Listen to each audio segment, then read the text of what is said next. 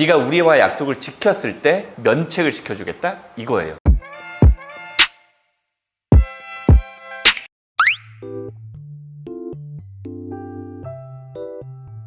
안녕하세요, 김민성 변호사입니다. 오늘은 조건부 인가에 대해서 얘기를 좀 해볼까 해요. 개인의 생을 우리가 왜 하죠? 많은 어떤 상황들에 의해서 내가 빚을 못 갚는 상황이 발생할 수가 있단 말이에요, 정상적으로. 그런 경우에 이제 법의 도움을 받아서 이자도 좀 빼고 원금도 좀 줄이고 결정된 거를 나눠서 갚는 게 여러분들의 어떤 정상적인 경제 활동을 다시 경제적으로 재개할 수 있게 도움을 주는 게 이제 개인회생 제도란 말이죠. 개인회생 제도에서 인가라는 게 뭐냐면 50만 원씩 3년 갚을게요 라고 하면 법원이 넌 되게 불쌍하니까 넌 25만 원만 갚어, 너는 뭐 20개월만 갚어, 60개월 다 갚어, 이런 거를 법원이랑 보정을 통해서 조율을 하고 그 다음에 최종 변제 계획안에 대해서 채권자한테 이의가 있는지 물어보고 그 다음에 딱히 이의가 없다면 그렇게 해, 그러면 앞으로 잘 갚어. 이게 인가란 말이에요. 오늘 말씀드릴 건 이 인가에 조건을 다는 경우들이 가끔 있어요. 조건을 다는 경우들이. 그거를 말씀드릴 거예요. 조건부 인가는 인가 결정, 변제 계획안에 어떤 조건을 달아가지고 이 조건을 만족시켰을 때, 네가 우리와 약속을 지켰을 때 내가 면책을 시켜주겠다 이거예요. 결국에 우리는 이 개인회생 제도를 통해서 빚을 갚을 의무의 일부를 면하게 되는 게 우리의 목적이잖아요. 조건부 인가는 이 조건을 안 지키면 면책을 안 시켜주는 거예요. 그러면 어떤 조건이 주로 붙느냐? 너 급여 변동하면 우리한테 매년 신고해. 짧은 경우에는 6개월에 한 번씩 급여 신고해. 이런 것들.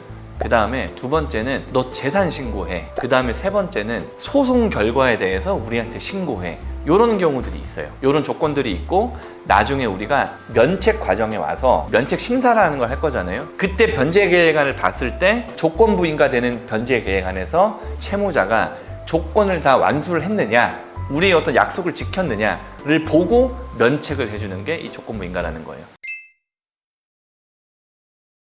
조건부 인가를 왜 낼까요? 이유는 그 조건을 보면 알 수 있어요. 급여 올라가면 급여 신고해, 매년. 이거는 내가 채무자가 신고한 급여를 못 믿겠다는 거예요. 그 다음에 두 번째, 야, 너 재산 변동이 있으면 재산 신고해. 이건 뭐예요? 내 재산이 얼마이고 난 이 재산 이상만큼만 갖겠습니다 라고 얘기를 했는데 그 재산을 못 믿겠다는 거예요. 아니면 그 재산의 변동이 되게 심할 거라는 거예요. 그 다음에 세 번째는 어떤 소송 결과에 따라서 면책 채권이라고 면책을 받는데 비면책이 될 수도 있는 거고, 아니면 소송 결과에 따라서 채권이 아니게 될 수도 있는 거고. 그러면 뭐 예를 들어 우리가 채권이라고 넣었는데 재판에서 우리가 이겨버렸어. 그러면은 나중에 법원에다가 이 채권에서 빼주세요 라고 하면은 남은 채권자들이 변제율이 높아질 거잖아요. 그러면 남은 채권자들이 더 많이 가지고 갈 수 있는 변제 계획안을 새롭게 수정해서 제출해라. 이런 조건들이 붙어 있단 말이에요. 그러면 이 조건부 인가의 구체적인 사례에 대해서 하나하나씩 설명을 해드릴게요.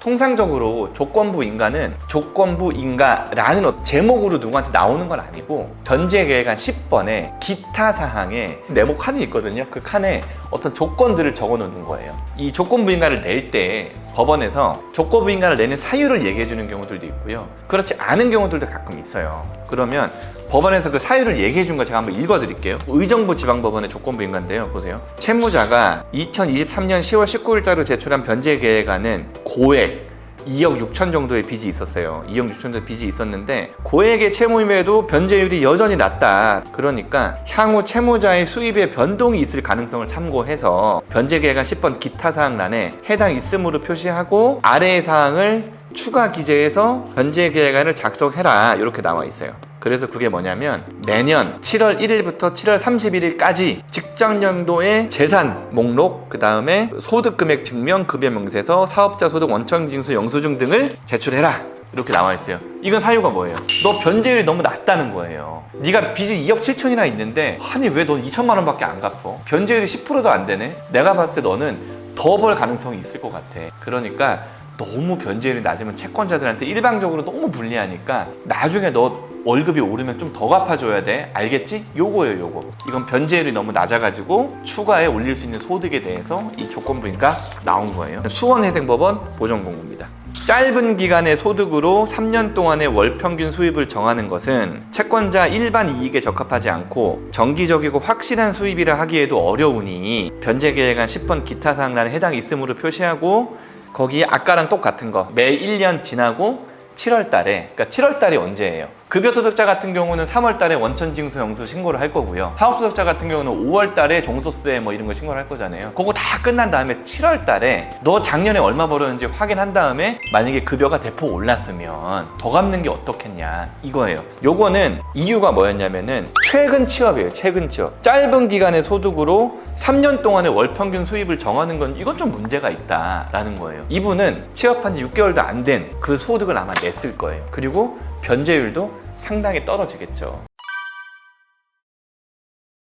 그 다음에 요거는 서울회생법원 조건부인가예요. 채무자는 최근 취업하여 정기적이고 계속적인 소득 발생 사실 소명이 부족하므로 취업 개시일 이후 현재까지 급여 명세서 입금 내역 등을 통해 구체적으로 소득을 산정하시기 바랍니다 라고 하고, 그 다음에 조건부인가에 10번에 소득 신고 및 변제 개인 변경 신청 의무라고 한 다음에 인가 결정이 있는 1년이 지난 때부터 소득이라든가 뭐 이런 것들을 구체적으로 산정해서 법원에다가 내라는 거예요. 그리고 여기는 처음에 저희가 인가된 변제 계획안에 30% 이상 증가한 경우에는 증가한 소득의 50%를 더 갚아라 요거거든요. 이런 식으로 조건부 인가는 통상 언제 붙냐면은 최근 취업을 해서 이게 얘 정상적인 소득인가? 라고 의심스러울 때 있잖아요. 그 다음에 변제율이 10% 이하. 통상적인 이제 회생에서의 변제율은 50% 플러스 마이너스거든요. 뭐 회생계획안의 변제율인데 그거보다 현저히 낮은 경우에 뭐 5%, 10% 이런 경우에는 조건부인가 붙어가지고 너 혹시 돈 더 벌면은 더 갚는 게 어떻겠느냐 요럴 때 붙는 거예요. 그렇기 때문에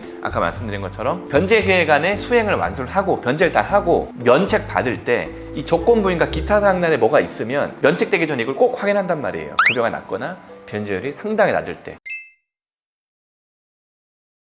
금지중지명령 신청했던 것처럼 조건부인가를 자주 내는 법원이 따로 있습니까? 어떤 법원의 성향이 있습니까? 요게 또 궁금해 하시거든요. 사실 조건부인가 잘 안 나와요. 그리고 조건부인가는 파악하기가 좀 힘들어요. 왜냐면 금지명령 같은 경우는 금지명령 기각결정문이 있어가지고 저희가 그것만 파악하면 되는데 조건부인가를 확인하기 위해서 모든 변제계획안을 다 봐야 되거든요. 10번에 어떤 뭐 기타 사항이 있나 없나? 그건 좀 힘들고 최근에 나왔던 10개 정도를 저희가 분석을 해봤는데 여기는 법원의 경향성이 많이 없었습니다. 굳이 치자면은 인천에서 꽤나 나왔어요. 인천에서. 왜냐면 저희가 이 수도권에 있는 사건을 많이 한다 그랬잖아요. 왜 저희 서울에 있으니까 이 회사가. 같은 30건 중에 인천이 한 7, 8건 정도 되더라고요. 인천에 있는 외부회생위원회에서 조건부인가 되게 많이 냈어요.